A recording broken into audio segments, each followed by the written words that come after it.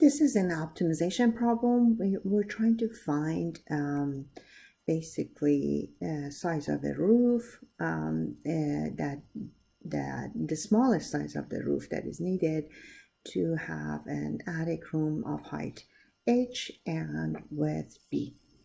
So that's basically the constraint is the size of the attic, and then we want to find the smallest s. So we use the smallest amount of material for the roofing, basically. So the first thing is that, so what I'm optimizing, let's say the objective function is related to s. Then let's think about how s basically is constrained, or resources are limited because of b and h. So what I see here is that basically the b and h create this sort of a slope for s, and at some slope it's going to be optimized for us. S is going to be optimized for us. So I start with and I'm more comfortable in using my trig function, so I go with actually using an angle in here, right? The slope of s, the slope of the side s is going to give me basically how big s is going to be, because h and b are constraining me right there. So I noticed that these two angles theta, because of the similarity of triangles, because they triangle, let me draw it one more time.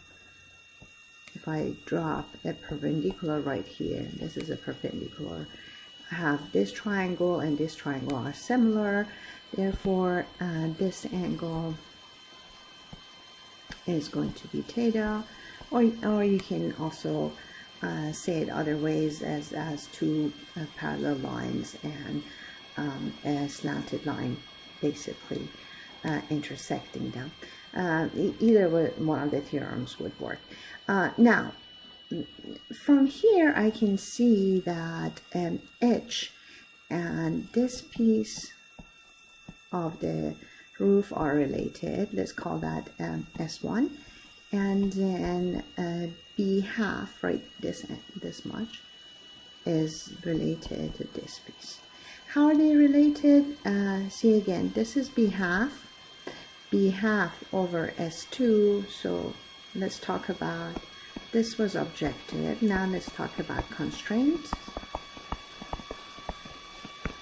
I see that B half over S2 is equal to cosine theta, and h over S1 is equal to sine theta.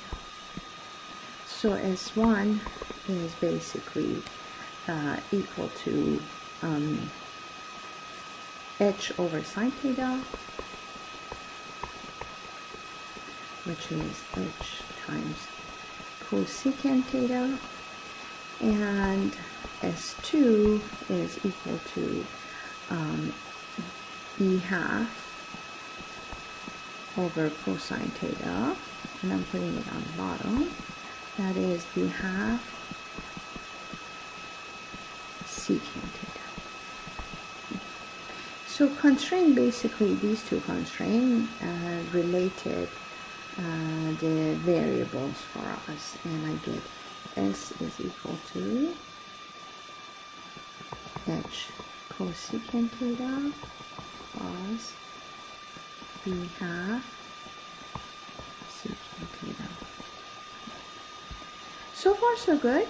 Now that I have a constraint and I have an objective function, using those constraints, basically this is now, let's draw now this is going to give me the S of theta.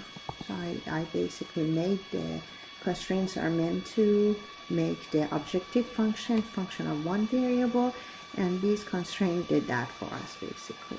So this is the actual objective function.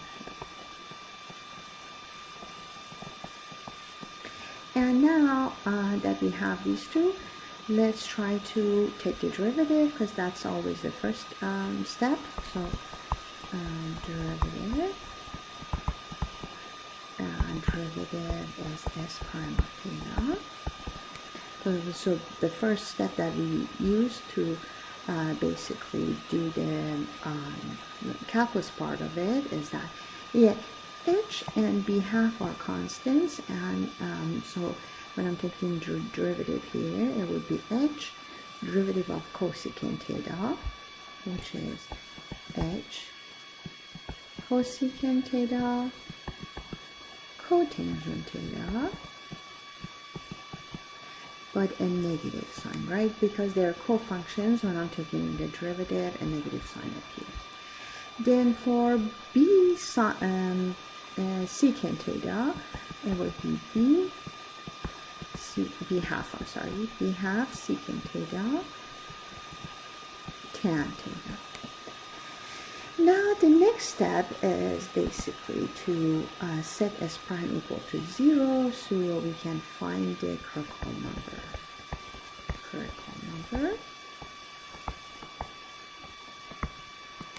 And that is, so I'm setting negative h. Let's replace this part. Cosecant theta, cotangent theta is just 1 over sine theta times cosine theta over sine theta. So we did in the very beginning replace sine theta and cosine, 1 over sine theta and 1 over cosine theta by cosecant theta and sine secant theta, because taking derivative was much easier. But now that I'm solving my trig equations, it's much easier to do it the other way around, basically. So over here now I have secant theta, tangent theta, which is 1 over cosine theta, and cosine theta over sine theta. So I will have minus h times cosine theta over sine to the power 2 theta plus b half cosine theta. Oops, that was a mistake. Let's erase this. Tangent theta is supposed to be sine theta over cosine theta. Sorry. So it's going to be sine theta on top here. Sine theta over cosine squared theta. And you set that equal to 0. Either do common denominator or just take the minus h to the other side, and what you get is b half sine theta over cosine squared theta equal to h cosine theta over sine squared theta. So now that we did this, here's the little deal. I can do the what you call cross product, or basically multiply both sides by sine squared theta, cosine squared theta. And this is okay because the solutions that are missing are going to be sine theta equal to 0 and cosine theta equal to 0. So basically, since I'm going to consider those at the end, and I'll tell you why, and it's okay to do that. So let's say sine theta not 0 and cosine theta not 0, and then basically multiply by sine squared theta and cosine squared theta to get b half sine to power 3 theta equal to h cosine to power 3 theta.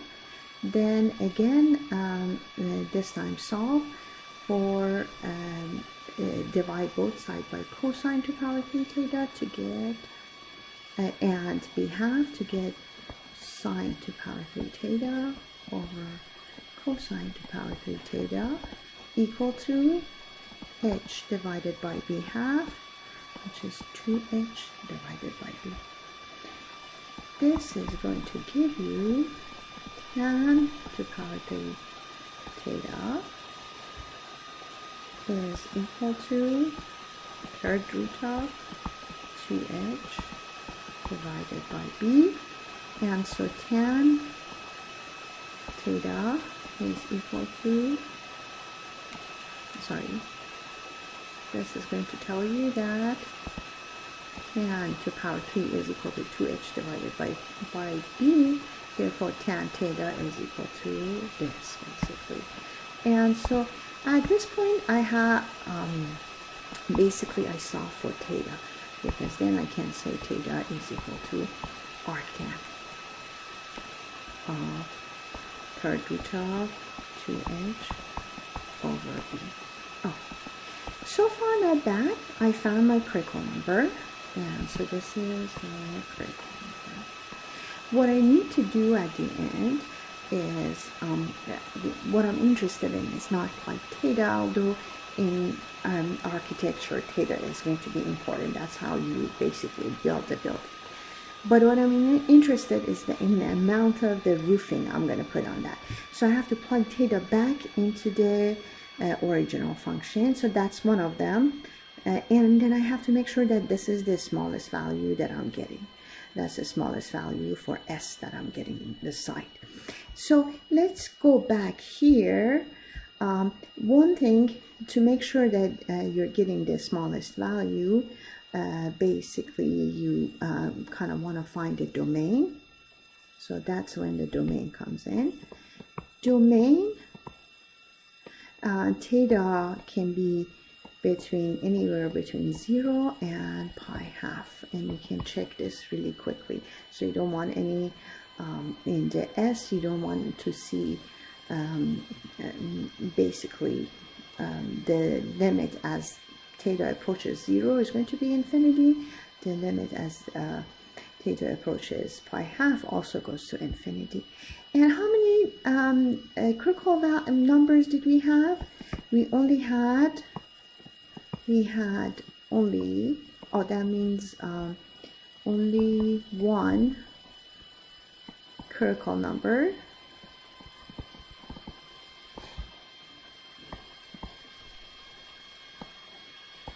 In the domain, and domain is basically an interval. And what we just discussed is that toward the end, the value goes to infinity. I really don't need to try the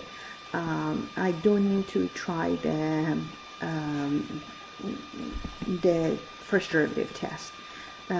All I know is that here's the critical number, which was, 2h divided by b third root. And I know as we approach pi half and 0, this values increase. So basically I know the shape of my first derivative, and I know the shape of the function. Because it's high over here, goes down here, up here. So this is the good test enough. This is part that you sort of look at the problem and see if I can basically not use the derivative tests because the derivatives are more complicated, and it works. So it's partially calculus, partially common sense, this part, and that's how it goes basically. So that check mark, it's the smallest value. The last piece is to plug it back in, and it's not as intuitive as the rest, but it can be done. So go back to the objective function that you have and plug back in the theta basically. So S of third root of 2h divided by b is going to be h times cosecant of arc. Oops, sorry, I didn't put arc tan. Let's erase this. So arctan. There we go, arctan of third root of 2h divided by b plus b half arctan secant of arctan. Oh, I'm running into the other piece, but third root of 2h divided by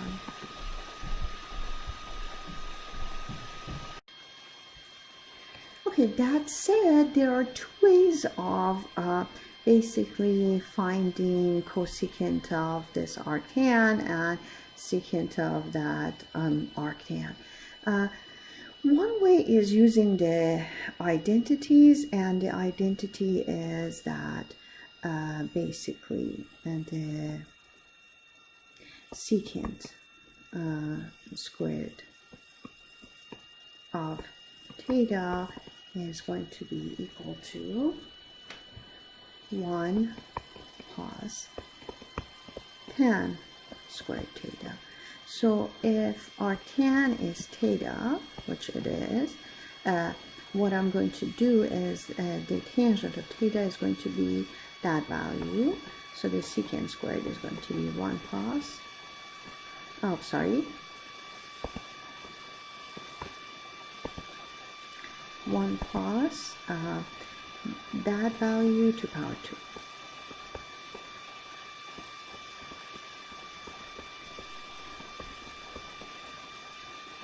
And so the secant of theta right here is going to be square root of 1 plus third root of 2h divided by b to power 2. And then there is a similar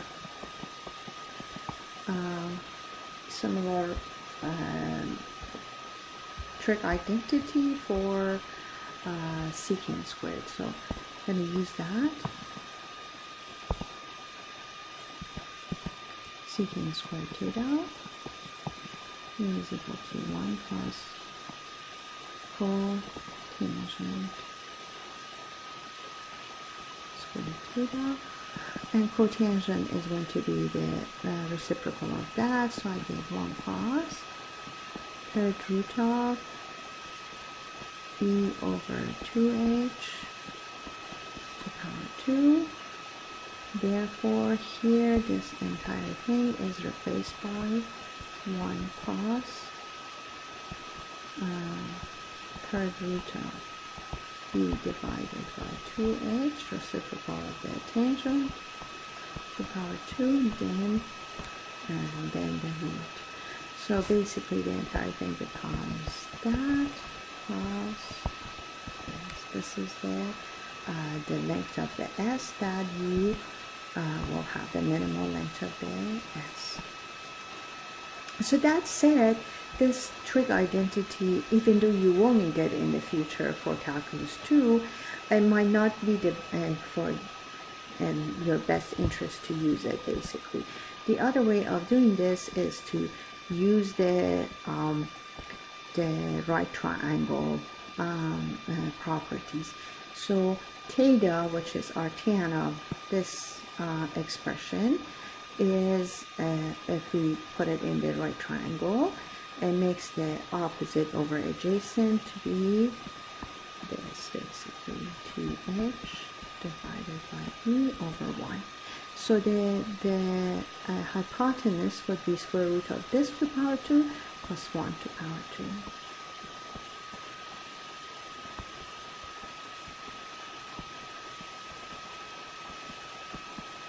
So now I can say that secant of theta, which I made in here, is going to be 1 over cosine of theta. That means that the hypotenuse over 1.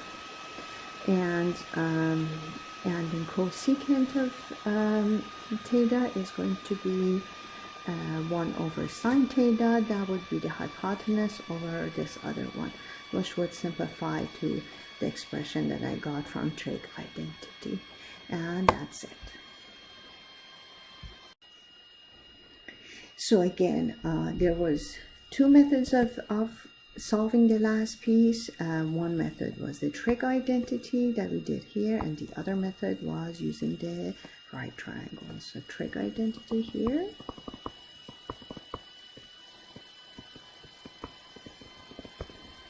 And here is the right triangle.